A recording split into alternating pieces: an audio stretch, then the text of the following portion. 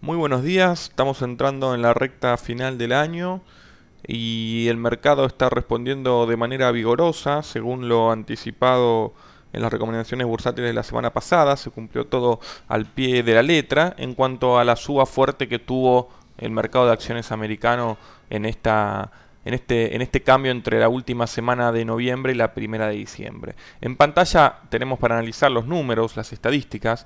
El día lunes subió 2,65%, fuerte suba. 0,22 subió el martes, 4,33% el miércoles, una de las subas más importantes del año, una vez conocida esta política conjunta de inyectar liquidez en el mercado por parte de los bancos centrales de distintos países. Sin embargo, el jueves y viernes las cosas no pudieron seguir siendo alcistas, aunque tampoco fueron para abajo. 0,19 de caída apenas el día jueves y neutro, se puede decir, el día viernes. 0,03% es un rendimiento neutro, ¿no? En la semana, una suba importantísima de casi el 7%.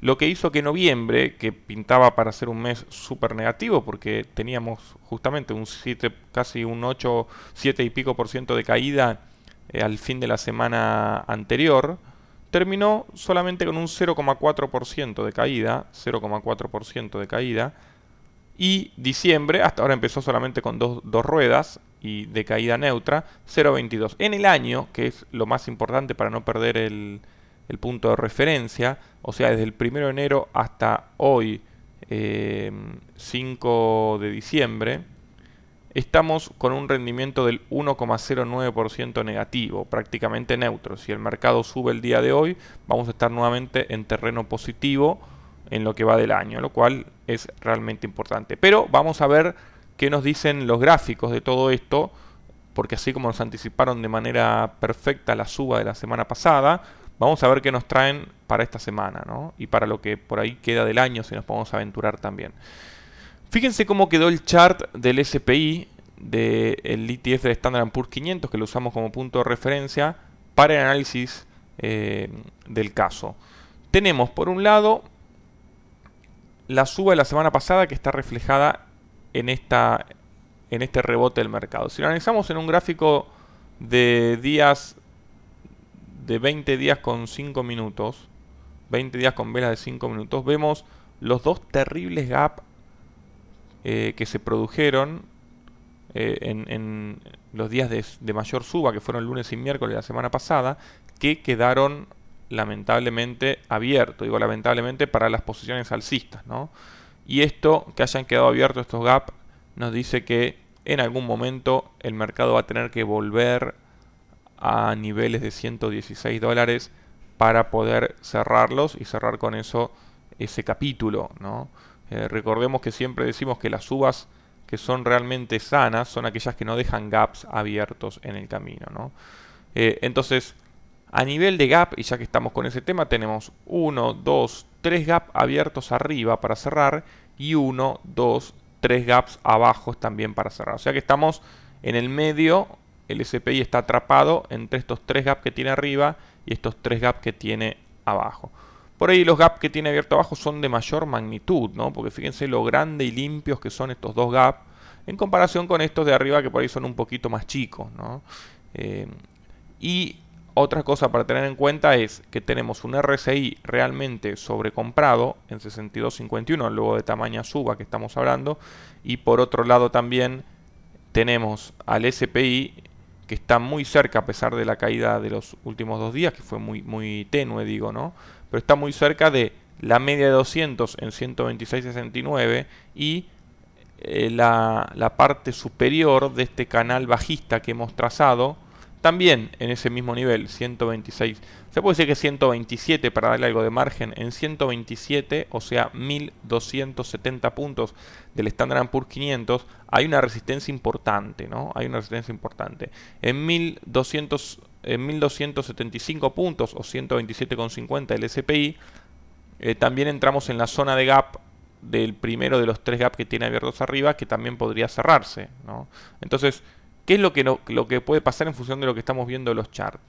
Eh, Creo que sería, digamos, bastante normal que el mercado suba los primeros días de esta semana, aunque sea, lo ideal sería que cierre este primer gap que tiene abierto, o sea que vaya hasta los 127.50, pero a medida que siga avanzando cada vez le va a costar más subir, porque va a tener en la memoria estos dos gaps que está debiendo de alguna manera,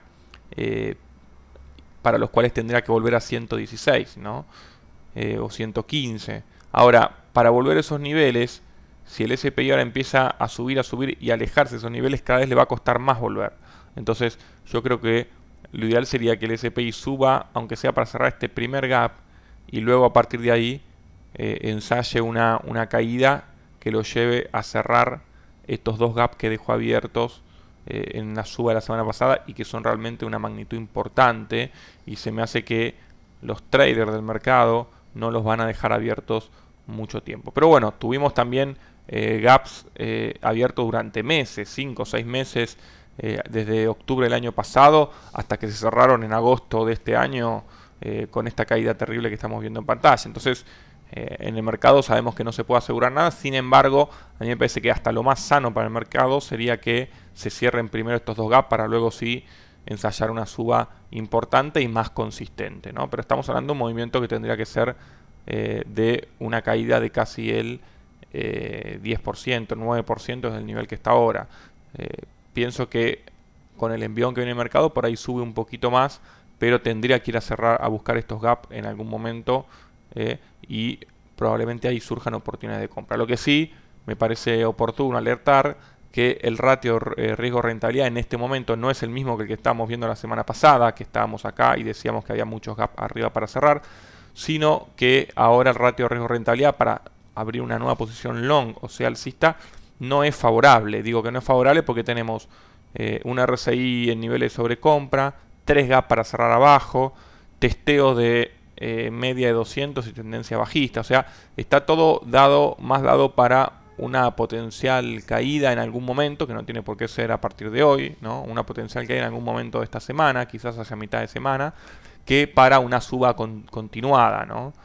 Distinto de la gente que hace day trading, que ahí las cosas cambian, pero para una operatoria de mediano a largo plazo, en estos momentos no veo buenos puntos de entrada, sino más bien más puntos de toma de ganancia, ¿no? Sería importante pensar en tomar ganancia en algunas posiciones en caso de que se hayan comprado en niveles inferiores, que estén dando rentabilidad. Me parece que incluso la apertura de hoy, que puede ser alcista, sería una buena posibilidad para ello, ¿no? Pasamos al gráfico de los mercados emergentes, muy parecido al de el SPI en el sentido de los gaps, ¿no? Pero con mucha más debilidad. Fíjense que este gap fue cerrado con la suba, ¿no? ¿Qué quiere decir que un gap se cierre para aquellos que no lo conocen?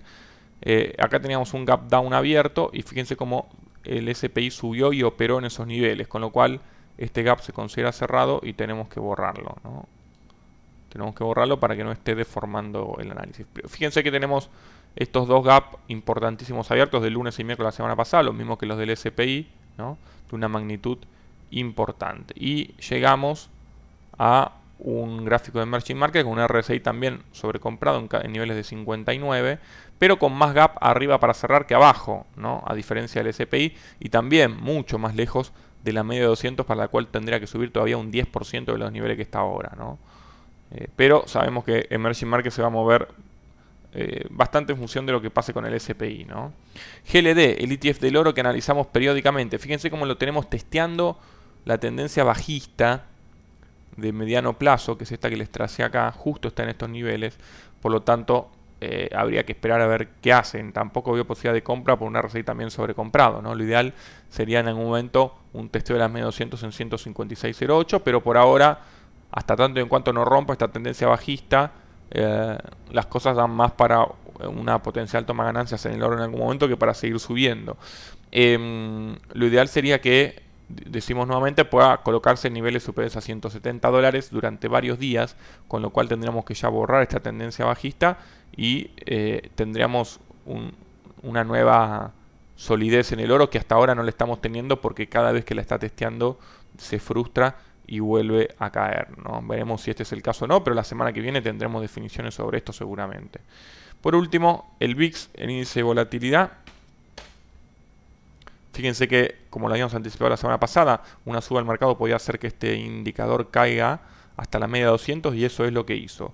Cayó hasta la media 200, la testeó y por ahora pudo rebotar en ese nivel fuerte de fortaleza que es la media 200. Con un RSI que está en niveles de sobreventa en 34.07, que no sería de extrañar que en algún momento esta semana tengamos un retorno de volatilidad con un VIX subiendo y un mercado más volátil o definitivamente buscando niveles inferiores de cierre de los gaps que habíamos anticipado. En caso de que los gaps no se cierren, que podría pasar tranquilamente, yo pienso que el mercado puede subir un poco más, pero cada vez le va a costar más ese contrapeso que tiene de los dos gaps abiertos abajo y en algún momento, no sé si este año, no sé si el año que viene, a principio del año que viene, pero lo veremos de nuevo en niveles de 115, lo cual por eso digo, da la posibilidad de tomar ganancia para aquellos inversores que hayan comprado en niveles inferiores a los actuales o de directamente jugar a la baja, esto para inversores que tengan un muy bajo grado de adversión al riesgo, o sea que estén acostumbrados a operar con activos riesgosos y hacer este tipo de operaciones. Muchas gracias por haber escuchado hasta el final estas recomendaciones bursátiles. Para aquellos que les interese profundizar con estos temas y profundizar también con la operatoria, los invito a que entren a la página de los cursos, que es www, como les estoy marcando en pantalla, estudinero.net, www.estudinero.net. Ahí van a poder ingresar a los cursos que estamos dando de primeros pasos en el mercado, operando en el mercado y coaching financiero bursátil. Ya están abiertas las inscripciones para febrero del 2012, fecha en que empiezan los cursos 1 y 2. El de coaching financiero se pueden anotar en cualquier momento, está recibiendo gente constantemente, así que se pueden anotar en este curso coaching financiero bursátil al que les interese desde ahora. Acá tienen todo el análisis en la página, o ir a los cursos Es tu Dinero 1 y 2 y ahí pueden empezar desde cero a aprender este apasionante mundo que es el mercado de acciones. Muchas gracias y nos encontramos la semana que viene con más análisis de mercado.